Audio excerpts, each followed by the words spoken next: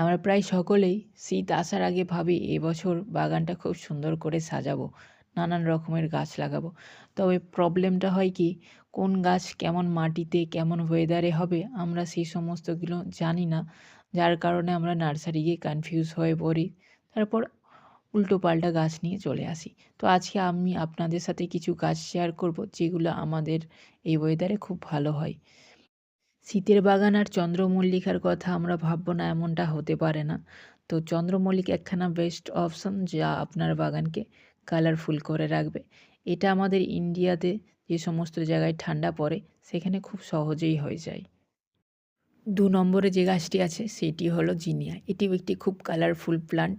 এর বিভিন্ন রকমের ডিপ, লাইট, নানান রকমের কালারের ভ্যারাইটি আপনি পেয়ে যাবেন। এটা ছোট, ছোট ৮ ইঞ্চির হ্যাঙ্গিংয়ে খুব সহজেই গ্রো করতে পারবেন আপনি। পরবর্তী গাছটি হলো আমাদের সকলেরই পছন্দের একেবারে লো মেইনটেনেন্সের গাছ, বাগানবিলাস। এটি গ্রীষ্মে ভরে, ভরে ফুল দেয়, তবে শীতকালেও এর ফুলের কোনো কমই থাকে না। তো আপনি এটাকে অবশ্যই রাখতে পারেন। পরবর্তী গাছটি হলো এশিয়াটিক লিলি। এটি আমার খুবই পছন্দের একটি গাছ।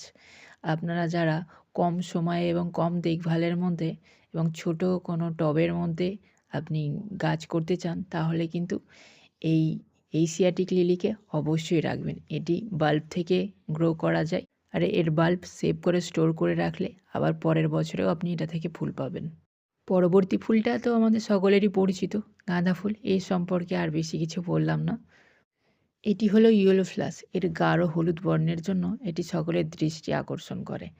এই ফুলটি পার্মানেন্ট ফ্লাওয়ারিং প্লান্ট। গাছটি আপনার কাছে সারা বছর থাকবে, তবে ফুল আপনি পাবেন ওই জানুয়ারি, ফেব্রুয়ারি, মার্চ অবধি টানা। এটি হলো অ্যাস্টার। এটিরও বিভিন্ন রকমের ভ্যারাইটি পেয়ে যাবেন কালারের দিক থেকেও এবং ফুলের প্যাটার্নের দিক থেকেও। ডাবল, সিঙ্গেল ২ রকমেরই পাবেন। পরবর্তী যেটা হলো সেটি হলো জবা। জবার হাইব্রিড ভ্যারাইটি আপনি শীত এবং গরম দুটো ক্ষেত্রেই আপনার বাগানের জন্য রাখতে পারেন।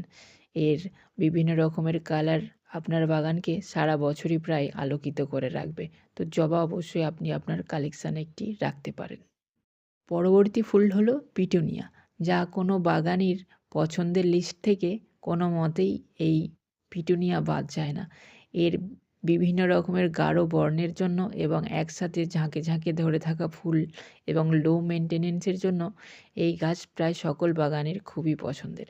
এই গাছগুলো কিন্তু সকল গাছই যে কটা দেখালাম, এই প্রায় সকল গাছই খুব সূর্যের আলো খুব খুব পরিমাণে ভালোবাসে, তাই এই সকল গাছগুলোকে সূর্যের আলোতে রাখবেন। বাগানে যেমন গোলাপ ছাড়া বাগান অসম্পূর্ণ থেকে যায়, ঠিক তেমনি শীতের বাগানে ডালিয়া না থাকলে সেই বাগানটাকে কোনো মতেই সম্পূর্ণ একটি শীতের বাগান বলা যাবে না। ডালিয়া ফুলের বিভিন্ন রকমের ভ্যারাইটি আপনি পাবেন, কোনোটার সাইজে বড়, কোনোটার সাইজ ছোট এবং বিভিন্ন রকমের কালার আপনি এই ডালিয়ার মধ্যে পেয়ে যাবেন। এর এত সুন্দর, সুন্দর কালার আপনি আপনার বাগানে অবশ্যই রাখতে পারেন। এটি হলো ড্যান্থাস। এটিকে আপনি ৬ থেকে ৮ ইঞ্চি যে কোনো হ্যাঙ্গিং বলুন, পট বলুন, যাতেই বলবেন তাতেই আপনি এটাকে খুব সহজেই করতে পারবেন। এরও আপনি প্রায় ৫ থেকে ৬ রকমের কালার পেয়ে যাবেন। এটিও সিঙ্গেল এবং ডবল ২ রকমেরই পাবেন। পরবর্তী যেটি হলো সেটি হলো ক্যালেন্ডোরা। ক্যালেন্ডোরা বিভিন্ন রকমের কালার আপনি পেয়ে যাবেন। এটিও ৬ থেকে ৮ ইঞ্চি যে কোনো হ্যাঙ্গিং বাস্কেট, পটে করতে পারবেন। আর চাইলে আপনি এই গাছগুলোকে ডিরেক্ট মাটিতেও বসাতে পারেন, তাহলেও আপনার খুব সুন্দরভাবে গ্রোথ করবে। পরবর্তী ফুলটির নাম হলো গাজেনিয়া। এর সুন্দর ফুলের কালারের জন্য প্রায় সকল বাগানের কাছেই এ কিন্তু খুবই জনপ্রিয়। এই ফুলটি আপনি ৬ থেকে ৮ ইঞ্চির যে কোনো টবে হ্যাঙ্গিং বাস্কেটে লাগাতে পারেন। এই ফুলটি খুব প্রচুর পরিমাণে সূর্যের আলো পছন্দ করে। এটি সূর্যের আলো ওঠার সাথে এর পাপড়ি খোলে, আবার সূর্যের আলো চলে যাওয়ার সাথে এর পাপড়িটি বুঝে যায়। তাই এই সমস্ত ফুলগুলিকে আপনি অবশ্যই কিন্তু ফুল সানলাইটের মধ্যে রাখবেন। সবশেষে বাগানের রাজা গোলাপ। গোলাপ ছাড়া বাগান অসম্পূর্ণ। সকল বাগানির বাগান করার স্বপ্নটাই প্রায় অসম্পূর্ণ। তো অবশ্যই করে আপনি শীতের বাগানে গোলাপকে রাখতে পারেন। তো এবছর শীতে অবশ্যই করে এই সমস্ত ফুল গাছগুলি লাগান এবং আপনিও আপনার বাগানকে সুন্দর এবং দৃষ্টি আকর্ষণ বানিয়ে নিন। আজকের ভিডিওটি যদি আপনাদেরকে ভালো লাগে অবশ্যই ভিডিওটিকে একটি লাইক করবেন।